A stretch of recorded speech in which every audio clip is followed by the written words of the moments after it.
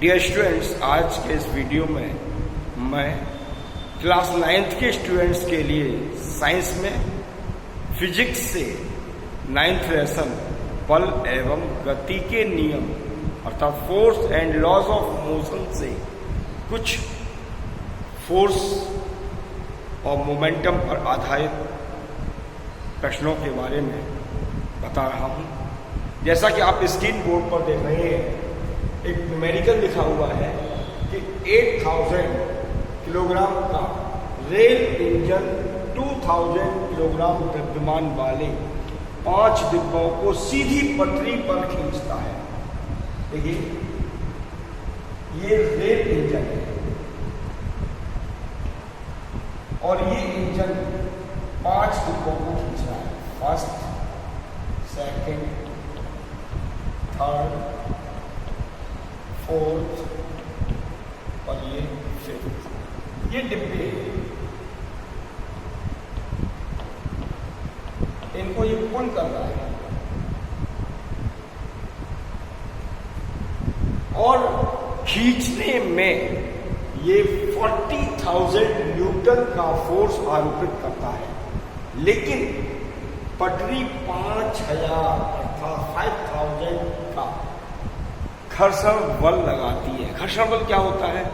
जब कोई वस्तु किसी तल पर सरकती है या लुढ़कती है या सरकाई जाती है, तो उसके सरकने या लुढ़कने के दौरान अर्थात उसके मोशन का एक फोर्स अपोज करता है, विरोध करता है। उस विरोध करने वाले बल को ही घर्षण बल कहते हैं। तो 5000 न्यूटन का घर्षण बल लग रहा है। हमें ज्ञात करना है कि नेट त्वरण बल क्या होगा। नंबर 1, नेट त्वरण बल। देखिए, इंजन गाड़ी को खींचने के समय 40,000 न्यूटन का फोर्स अप्लाई करता है, लेकिन इसका विरोध हो रहा है और 5000 न्यूटन का बल लग रहा है अपोज करने में, अर्थात माइनस कर दीजिए तो कितना रह जाएगा? 35,000 न्यूटन। तो जो नेट त्वरण बल होगा, जो वर्किंग में आएगा, ये होगा 35,000 न्यूटन। दूसरा पॉइंट पूछा है कि रेल का त्वरण क्या हो।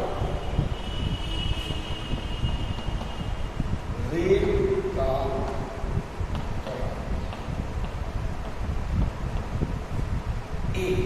ए इक्वल क्या होता है? F/m, force upon mass. Force कितना है जो वर्किंग में आ रहा है? 35,000। बट ये रेल किससे बनी हुई है? 5 डिब्बों से मिलने से बनी है।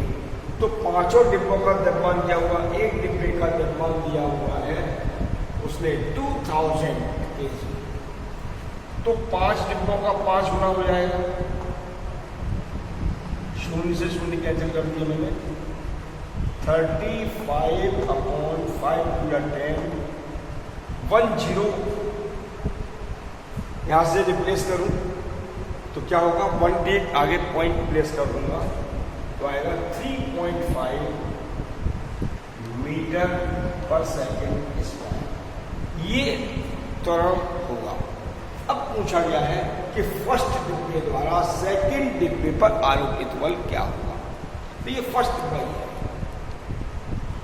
ये शेष 1 2 3 4 डिब्बों को पुल करेगा, खींचेगा। तो फर्स्ट डिब्बे द्वारा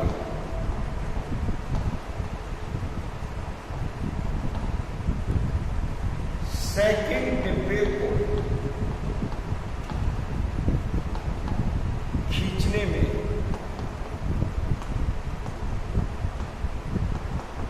आरोपित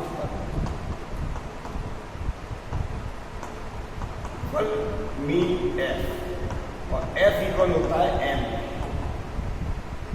डियर स्टूडेंट्स, यहाँ पर जैसा कि आप स्क्रीन बोर्ड पर देख रहे हैं, मैंने ये 5 डिब्बे दिखाए हुए हैं और इन 5 डिब्बों में एक डिब्बा जो है फर्स्ट नंबर का ये शेष डिब्बों को खींचेगा, अर्थात जब सेकंड डिब्बे को खींचेगा तो साथ में बचे हुए 3 डिब्बे भी खींचेंगे। तो ऐसी स्थिति में यहाँ से और यहाँ तक अर्थात सेकंड, थर्ड, फोर्थ, फिफ्थ 4 डिब्बे खींचे जाएंगे और इसमें कितना मास लगेगा 4 × 2000, क्योंकि 4 डिब्बे हैं और एक डिब्बे का वजन द्रव्यमान दिया हुआ है 2000 kg, इसलिए मैंने 4 टाइम्स कर दिया इंटू एक्सीलरेशन त्वरण ये 3.5 दिया हुआ है। अब मैं इसको मल्टीप्लाई करूंगा 4 2 8, देखिए 1 2 3 0 मैंने पहले क्लियर कर दिए। अब 8 से 35 को मल्टीप्लाई करता हूँ, 8 5 का 40 प्लस 0 कैरी 4, 8 3 24 और 4 28, 28 आगे डेसिमल, तो ये आएगा 28,000 न्यूटन। इतना फोर्स फर्स्ट डिब्बे द्वारा सेकंड डिब्बे को खींचने में लगेगा। डियर स्टूडेंट्स, अब मैं आपको दूसरा एक और एग्जाम्पल दे रहा हूँ कि 200 ग्राम की हॉकी की गेंद 10 मीटर पर सेकंड के वेग से एक सीधी रेखा में चलती हुई 5 किलोग्राम द्रव्यमान के एक लकड़ी के गुटके से संघट करती है अर्थात टकराती है, और संघट अर्थात टकराने के बाद में वह उससे जुड़ जाती है। जुड़ने के बाद दोनों एक साथ सीधी रेखा में, दोनों का अर्थ है हॉकी की गेंद और लकड़ी का टुकड़ा, ये दोनों एक सीधी रेखा में गति करते हैं।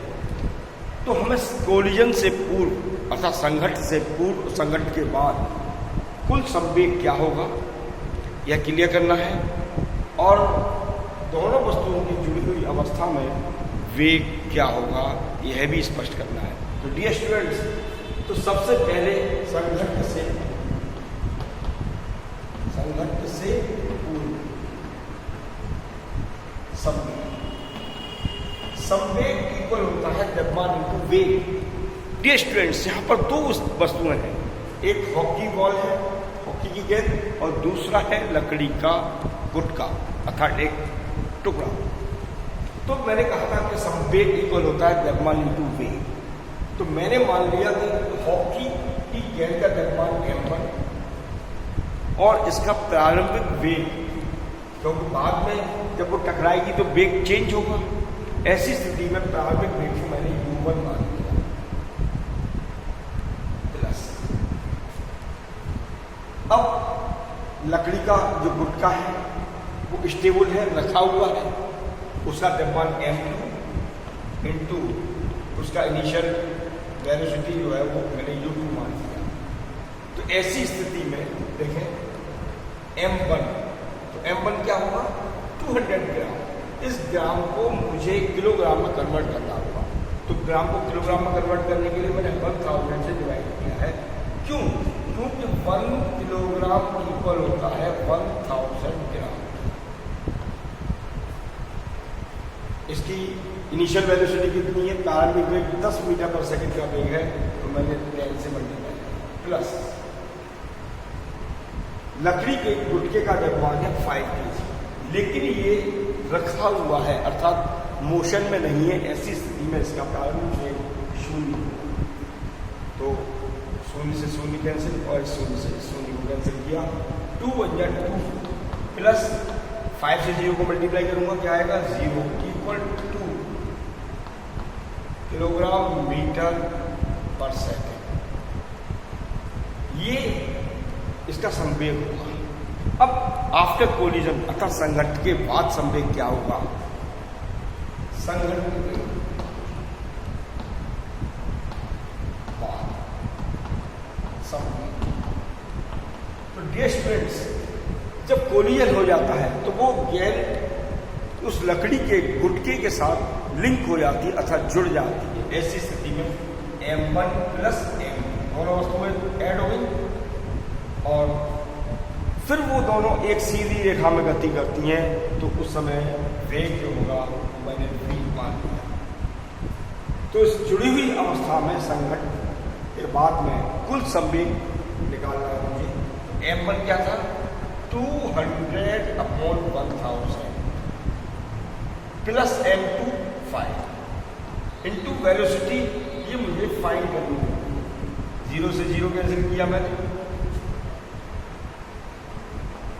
10 से 2 को डिवाइड करूंगा 0.2 आएगा, प्लस 5 इंटू v, तो 5 में मैंने 0.2 ऐड किया, 5.2 हो जाएगा। ये होगा किलोग्राम मीटर पर सेकंड। इस प्रकार से संघट्ट के बाद ये संयोग होगा और संघट्ट से 2 किलोग्राम मीटर पर सेकंड। अब पूछा गया है कि दोनों वस्तुओं की जुड़ी हुई अवस्था में वेग क्या होगा।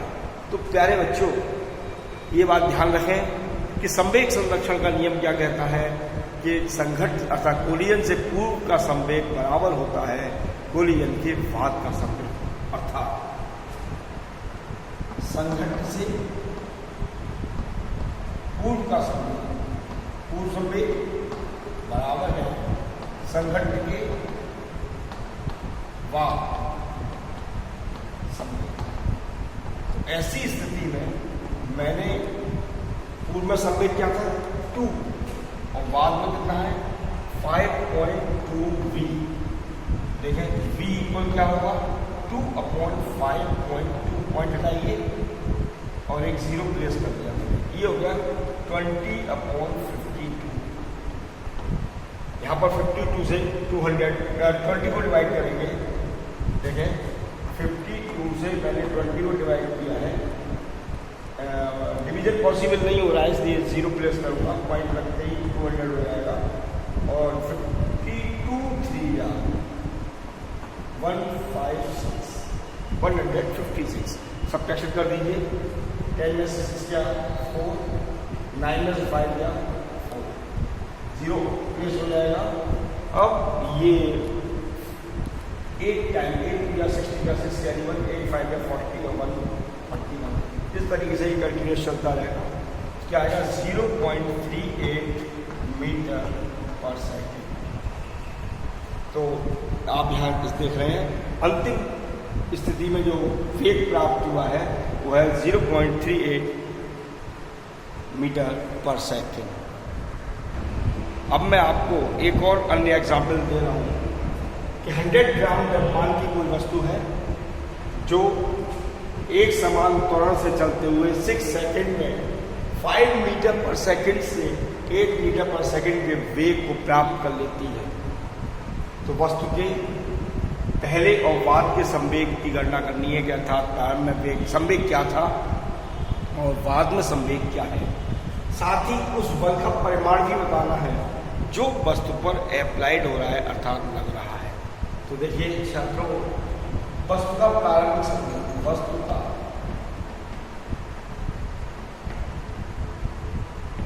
प्रारंभिक संवेग ये कहलाएगा P1 इक्वल mu, क्योंकि प्रारंभिक वेग u होता है। तो ऐसी स्थिति में द्रव्यमान 100 है, इसको किलोग्राम में कन्वर्ट करना होगा क्योंकि इसकी मानक इकाई किलोग्राम होती है द्रव्यमान की। तो 1000 से डिवाइड कर रहा हूँ इंटू u प्रारंभिक वेग कितना था 5 मीटर पर सेकेंड था। 0 से 0 कैंसिल कर दिया मैंने, यहाँ 10 से डिवाइड करूँगा 5 को, ये आएगा 0.5 किलोग्राम मीटर पर सेकेंड। अब जब वेग 8 मीटर पर सेकेंड हो गया तो वस्तु का संवेग क्या होगा, अर्थात वस्तु का अंतिम संवेग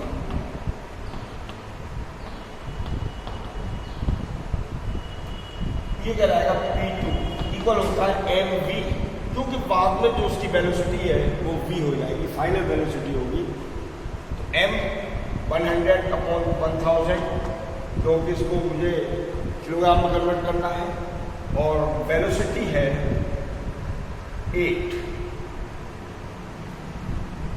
तो ऐसी सिचुएशन में ये 0 से 0 कैंसिल कर दिए, 10 से डिवाइड करूंगा तो ये आएगा 0.8 किलोग्राम मीटर पर सेकेंड।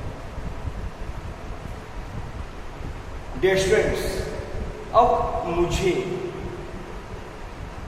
बल की गणना और करनी है जो वस्तु पर आरोपित है। जैसा कि आप जानते हैं पिछले वीडियोस में मैंने बताया था कि संवेग परिवर्तन की दर वस्तु पर आरोपित बल के बराबर होती है। तो F equal delta P upon delta D students, F equal delta P क्या होगा? P2 माइनस P1 अर्थात अंतिम संवेग में से प्रारंभिक संवेग को माइनस करते हैं अपॉन डेल्टा T। तो P2 यहाँ है 0.8 माइनस प्रारंभिक संवेग क्या है 5, 0.5 लेंगे